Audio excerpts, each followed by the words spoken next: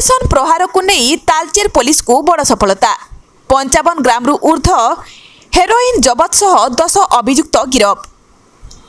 अनुगुल जिला तालचेर जंदाबाल केनाल पाखरे थिबा एक बंद आश्रम घर पाख अंचल विपुल परिमाणर हेरोइन जबत करिछि पुलिस।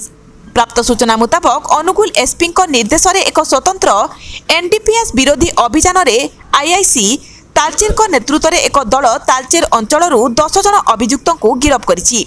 गिरफ अभियुक्त मानक ठारू पुलिस 55.64 ग्राम हेरोइन 8टी मोबाइल फोन नगद 12,000 टंका 4टी मोटरसाइकेल जबत करा जाइछि।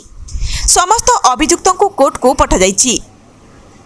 गतकाली राति 12टा बेले एक निर्दिष्ट खबर मिलता कि जंदावाल केनाल रोड पाखरे आश्रम स्कूल पाखरे किछि पिला सेठी एकाठी होइचंती एवं से माने ब्राउन सुगर बिक्री करुचंती। ए खबर पाई आमे तुरंत गोटे टीम गठन करथिलु। एसआई पुलिन प्रधान, एसआई सत्यव्रत राउत सेमानक नेतृत्व रे गोटे टीम गठन करा जायतिला एवं सेमाने जाई सेठारे पहुंचथिले एवं सेमानक घेराव करा होइथिले। सेमाने दौड़ी खसी पळाया बेले सेमानक 10 जन को सेमानक गिरफ्त करा जायछि। सेमानक ठारू 55.64 ग्राम ब्राउन सुगर जार आनुमानिक मूल्य 5,60,000 हेबो।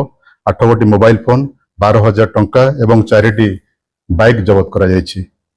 विगत दिन मानकरे आमे प्राय 10टी ब्राउन सुगर केस करिछु एवं सेतरे 50 जन को गिरफ्त करिछु एवं 153.26 ग्राम ब्राउन सुगर एवं 57,960 टंका जबत करा जायछि एवं 45 गोटी मोबाइल फोन मध्य जबत करा जायछि। एभली रेड आगु को जारी रहिबो।